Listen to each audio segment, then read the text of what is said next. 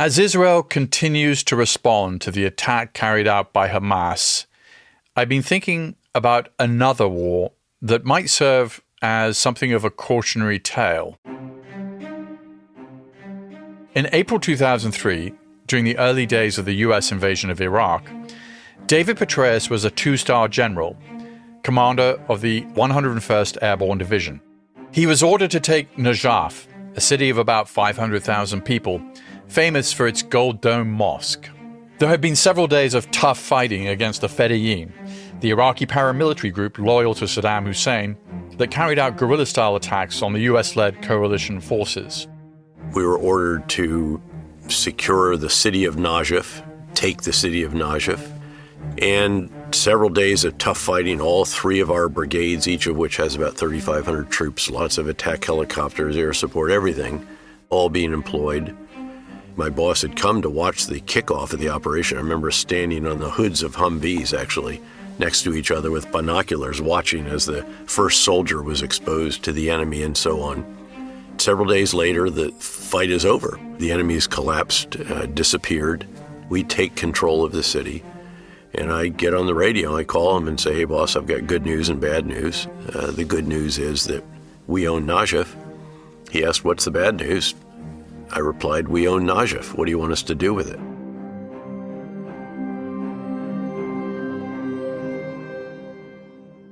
As General Petraeus describes it, there was no real plan in place for what was supposed to happen after they took Najaf. They'd assumed the local Iraqi civil servants, government workers, bureaucrats, and even the police would stick around. But that's not what happened.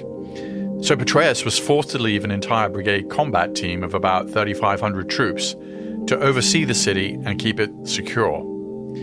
It was an important lesson about why policymakers need a good plan for the day after the guns fall silent. So I hope that some weeks, months down the road, there's not a call that's made, hey, boss, I got good news and bad news. We own Gaza. What do you want us to do with it? There has to be a plan for the day after. I know everyone is keenly aware of that. The intensity of trying to resolve that is growing. You can now read in every journal and major newspaper articles that are raising that issue and in some cases providing possible solutions to it, or at least options. And I think it's really incumbent on Prime Minister Netanyahu not just to announce the intent to destroy Hamas, but also a vision for the future of Gaza, for the Palestinian people in Gaza, and while he's at it, a vision for the Palestinians in the West Bank as well. Petraeus has been thinking a lot about conflicts and wars like the one Israel recently declared against Hamas. He and Lord Andrew Roberts, an eminent historian of war, have written a new book called Conflict: The Evolution of Warfare from 1945 to Ukraine. This is not a comprehensive history of every war since 1945. It's an investigation into the way in which warfare has changed, how it's evolved. The line about only the dead have seen the end of war is, I'm afraid, a very accurate one. The book examines the key military conflicts over the past 7.5 decades. It was published as the fighting between Hamas and Israel entered its second week. Andrew and I have gone back through in all these episodes that we recount from 1945 until now, and we can't envision a more challenging context for a military commander and soldiers than this one. This war and the terrorist attacks that preceded it has shattered some long-held assumptions about the Israeli-Palestinian conflict, that somehow Israel could simply contain Hamas through its superior military and intelligence. This was an intelligence failure. This was a military failure. This was a planning failure. Clearly, the Israelis didn't have the either human or technical sources that gave them insight into this. This clearly was a failure of epic proportions. A catastrophic failure of intelligence for the Israelis, the likes of which haven't been seen since the Yom Kippur War. So I sat down with Petraeus and Roberts to find out how they imagine this war might evolve, and how it compares to other conflicts fought since 1945, and what we can learn from the mistakes of the past. I'm Peter Bergen. This is In the Room.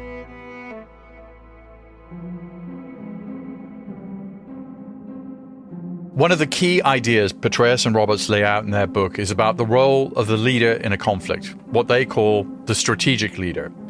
This is usually the civilian leader, like the prime minister or president, and the military commander. In order to succeed and achieve the outcome they want, these leaders need to get the big ideas right, and then they need to know how to communicate them, and not just on the battlefield. So you got to get the overarching strategy right. You have to communicate the big ideas effectively throughout the breadth and depth of the organization that the strategic leader is leading, whether it's a country or a military force or allies, coalition, really everyone who has a stake in the outcome of a conflict. You have to oversee the implementation of the big ideas. It's what we normally think of as leadership, actually. It is how the leader spends his time. This is very, very important because you drive the execution of a campaign plan through myriad meetings and visits to the troops and trips back home. And then a fourth task, which is to determine how the big ideas, the strategy need to be refined, changed, adapted so that you can repeat the process again and again. And the performance of these tasks really determines, in many cases, the possibility of success, or can foreclose that as well if they're not sound. By the standards that you just laid out, how would you rate Israeli Prime Minister Netanyahu so far? Well, needless to say, it's an incomplete so far. Yeah. I mean, but in particular, if the big idea right now is destroy Hamas, that means rendering the enemy incapable of accomplishing his mission without reconstitution.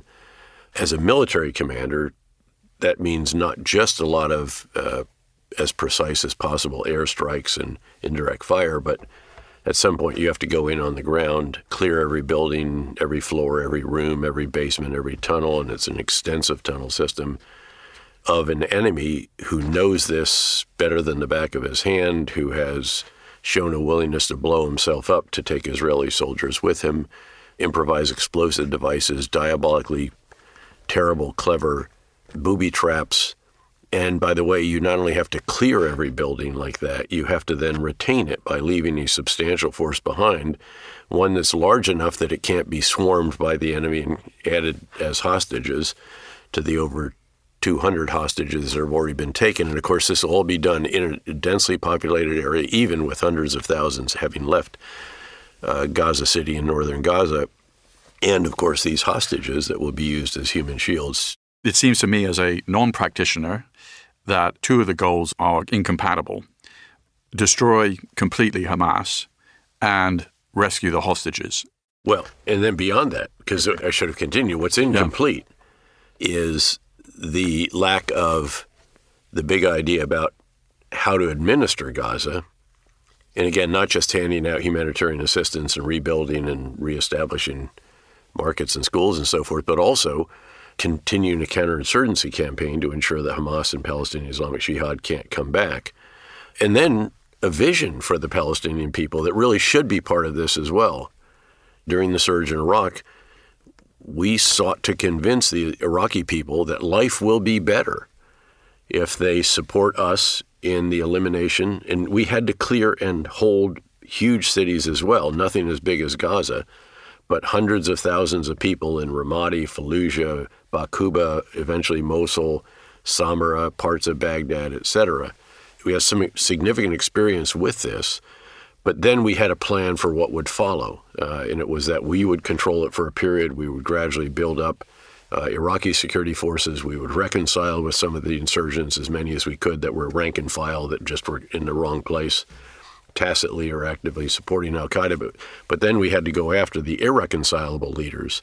And these are the leaders of al-Qaeda in Iraq, the major Sunni insurgent organizations, and over time also the Iranian-supported Shia militia. They were irreconcilable, and they have to be captured or killed.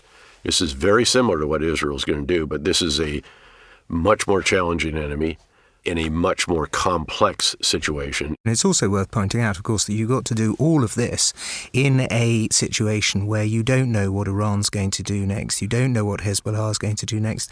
The West Bank constitutes a number of fronts that could open up at any moment. You know, Mosul seems like a pretty interesting analog, a city of 2 million people, that ISIS took over, had plenty of time to dig in, multiple car bombs, people willing to fight to the death. It took about a year, more or less, but from planning to completion. Certainly over 9 months. Over 9 months. Yeah, longer if you just take the planning, the positioning, and setting the conditions, right. But yes, there was enormous damage. And that's with, again, considerable American, what we call advise, assist, and enable, the enabling being lots of drones, precision munitions. We'd have an American officer in an Iraqi command post, at every level, literally watching the same screen. Watching our feed so that they can make decisions together. They could call on American air power, precision ground, surface-to-surface munitions, and so forth. It still took 9 months. Still, exactly right. You were CENTCOM commander. Your area of operation included all the countries that are around Israel, pretty much, in terms of, we're seeing the Houthis. There was in Yemen, who are obviously backed by Iran. Iranian supported, yes. Shooting missiles off were intercepted by a U.S. ship. We saw drones going towards U.S. military bases in Iraq. The Iranians have a presence in Syria, Hezbollah in Lebanon. So when you look at all that, what do you think? Enormously challenging. And it could get worse. There could be regionalization of the war in a way that would be very, very serious. You can assess that I don't think, again, Hezbollah wants to revisit 2006 and the enormous damage and destruction inflicted on them by Israel in the wake of their incursion into Israel.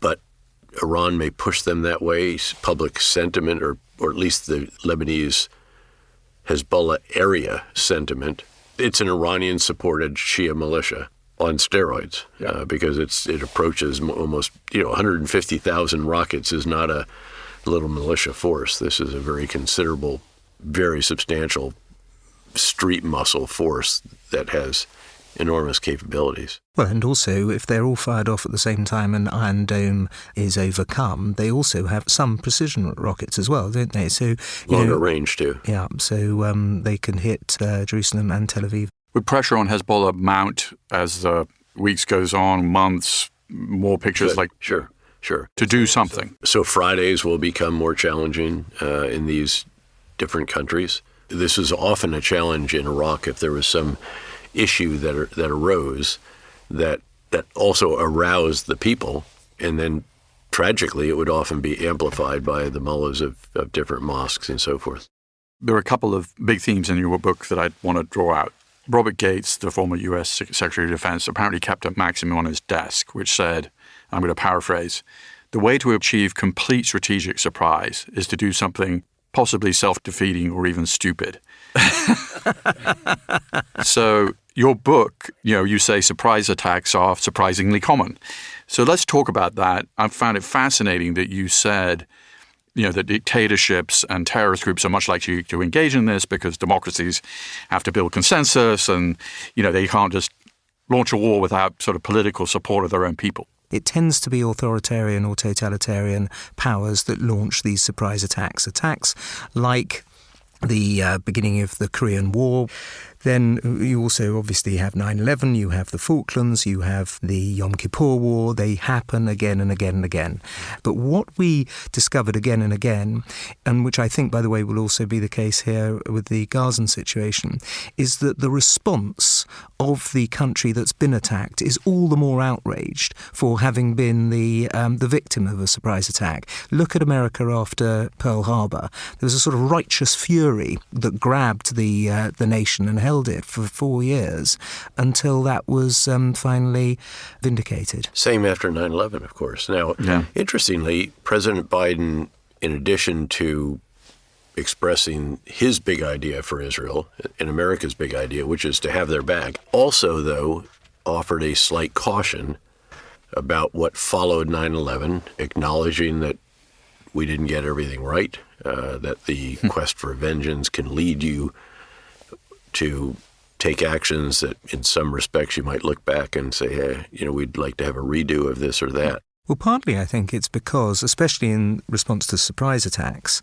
it's very difficult to promote a compromise solution to anything if you've just been attacked, let alone attacked in this medieval and sadistic way that Hamas has attacked in southern Israel. So to get into the sort of frame of mind where you are offering something requires an extraordinary degree of statesmanship that is often not present when you're the victim of a surprise attack.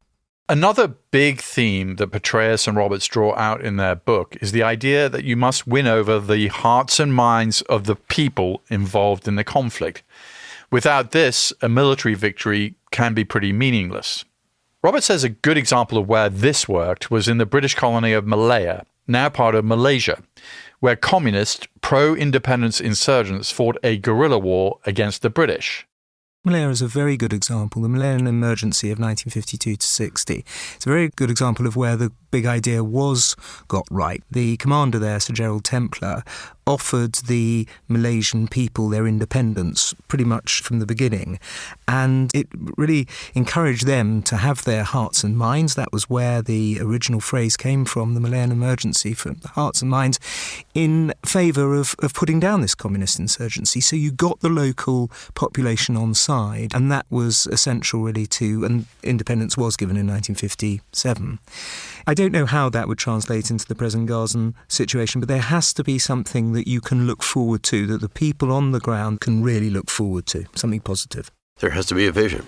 There needs to be a vision for the Palestinian people that life will be much better if Hamas is eliminated and out of your lives, and we're able to support you, we now being the international community and those that care about the Palestinians. The Israeli government has little to no credibility with the Palestinians in Gaza, so it's a problem. The Palestinian Authority doesn't have much credibility because they're in the West Bank and they're seen as sort of, in a sense, almost collaborators with Israel by the folks in Gaza. Well, and by the folks in the West Bank in many cases as well. The credibility of an Israeli vision and statement about the future for the Palestinians will be doubted at best. And so what will have to happen is you have to generate credibility by what you do. It's not what you say, it is what you do on the ground. So, yes, Hamas has a lot of advantages on this side of the ledger. What are the advantages on the Israeli side of the ledger, including morale, potentially? I mean, enormous morale. These reserves, when they were called up, they literally drove their own vehicles down to southern Israel. Lots of them weren't called up, were they? They actually moved. There's some that actually moved there. Yeah. And they have just literally parked their car and left them and reported for duty. I mean, this is quite extraordinary. But that also does raise yet one more challenge. The bulk of this force is reservists. They're not serving professional, if you will, or on active duty. Some will have done considerable recent active duty and perhaps a lot of reserve duty, but by no means all. And I'm sure that there are those in the ranks who are a bit more advanced in age than the sort of typical 19-year-old infantry soldier. So they've got to be brought back in, re-equipped, introduced to the more cutting edge, say night vision goggles. Close combat optics on weapons are very, very important so that you can have precise fire, not just sort of spray and pray. So all of this has to be done as well. You have to, again, reorganize and re-equip and retrain to some degree. At the very least, they've got to get whatever weapon systems they have now and get really acquainted with that and do drills with this stuff so that in a very, very quick reaction that you can identify the bad guy and not shoot the innocent civilian. And of course, reservists are people who've got day jobs in the Israeli economy. If this goes on for a very long time, you have social, political, economic effects inside Israel. If you call up 360,000 out of a population that's less than 10 million, obviously that's an enormous impact on the economy. And there will be pressure to squeeze, perhaps sooner rather than later, because of the imperative of getting on with this. Israel's armed response has included thousands of airstrikes. Sources in Gaza say those strikes have caused many thousands of civilian deaths. Those civilian casualties and shortages of vital supplies after Israel moved to restrict water and fuel sent into Gaza add up to what the UN is calling a humanitarian catastrophe. Desperate scenes across the region of people lining up for water and fuel and other basic supplies. Over the last 24 hours, the hospital has received over 400 wounded. These 400 have completely overwhelmed an already drowning health system. And we've just run out of almost everything. Yesterday, a lot of the times we had very little electricity.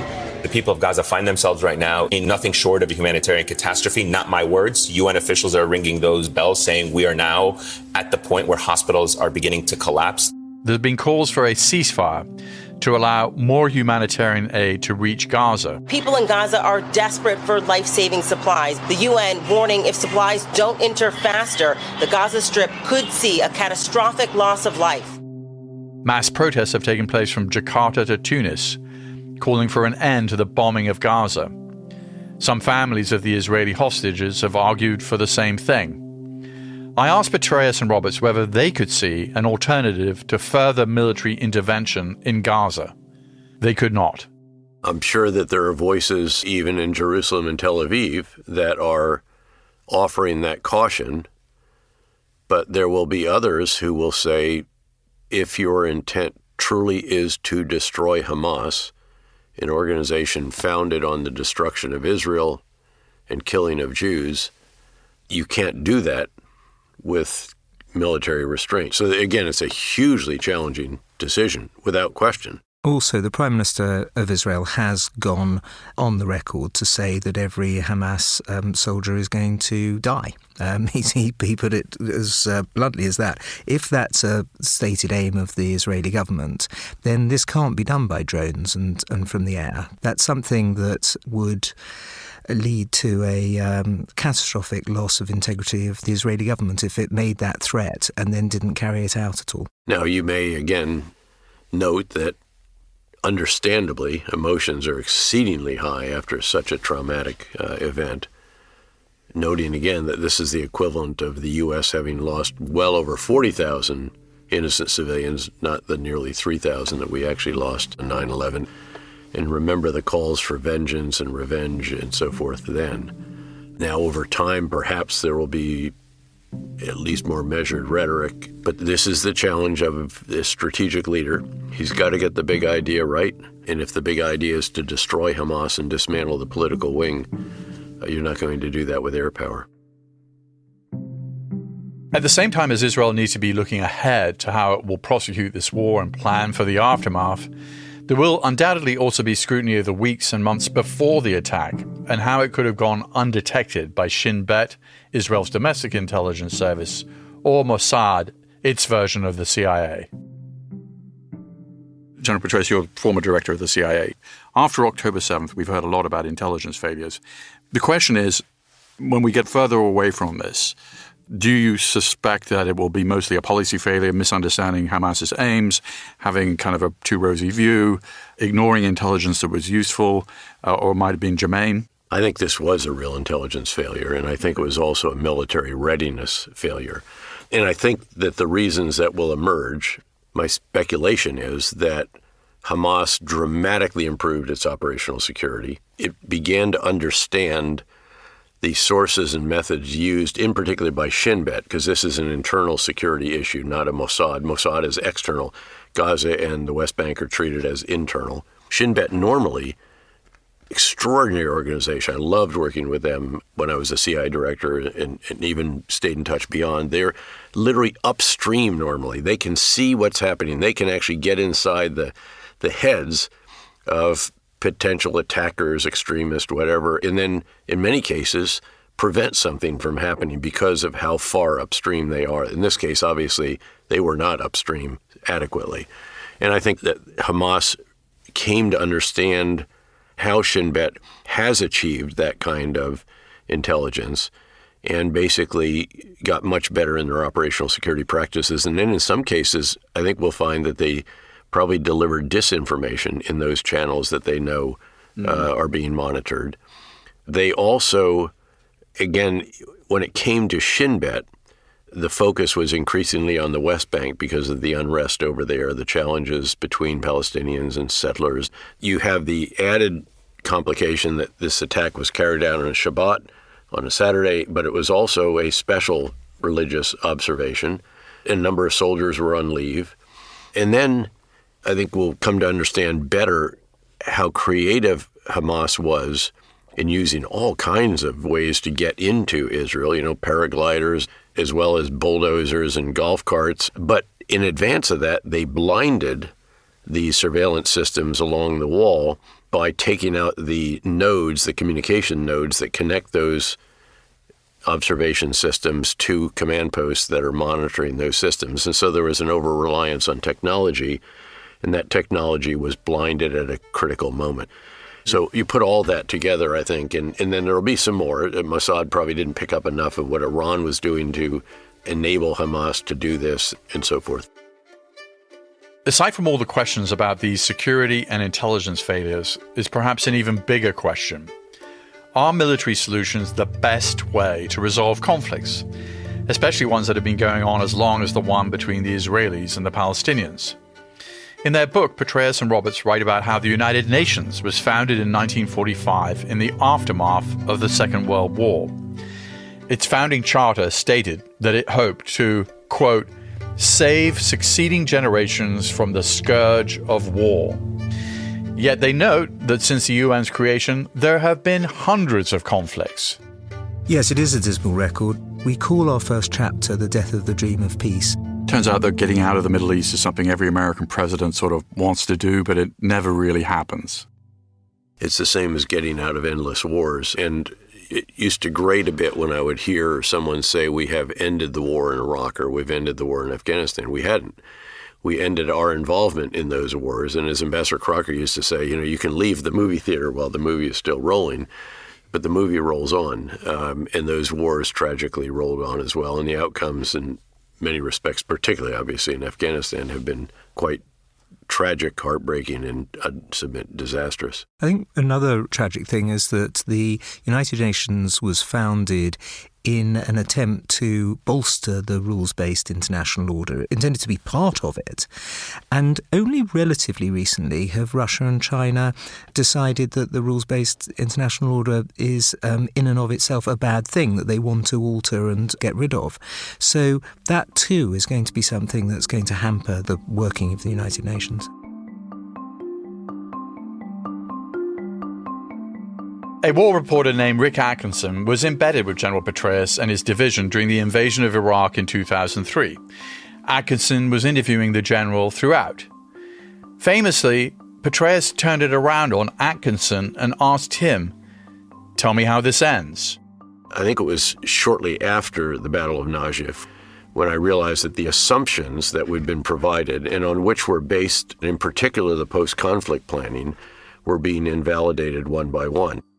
Tell me how this ends, and you're allowed to say, no one knows. Well, no, I think the better answer is it depends. It depends on the conduct of this campaign. Are they able to fully clear, hold, and then start the rebuilding? Are they able to identify, in particular, a true vision and announce a true vision for the Palestinian people that actually is inspiring to them, encouraging to them, let's say. Inspiring might be a bit of a high bar. Can there be a vision for the Palestinians in the West Bank, by the way? Let's use this as a catalyst, this horrible, despicable, unspeakable set of barbaric murders, to try to have a bit of a vision for the future that can prevent the kind of grievances and so forth, and also, again, exterminate the other challenges. But then it's also, can you find a force, an organization with a mandate and the resources and leadership that can take this forward? Is there a great United Nations special representative, the Secretary General in the wings somewhere, who could lead this? But can you even get a UN Security Council mandate? Will China and Russia support it? It's unknown, so it depends. The Roman historian Tacitus famously wrote, "Where they make a desert, they call it peace." Again and again, we see that those who don't have a real plan for what happens after the fighting is over don't achieve peace. They simply seed the ground for the next round of conflict.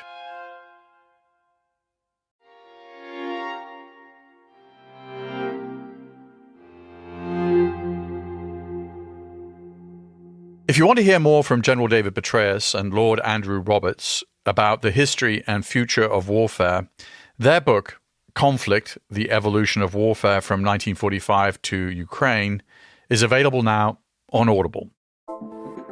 In the Room with Peter Bergen is an Audible original, produced by Audible Studios and Fresh Produce Media.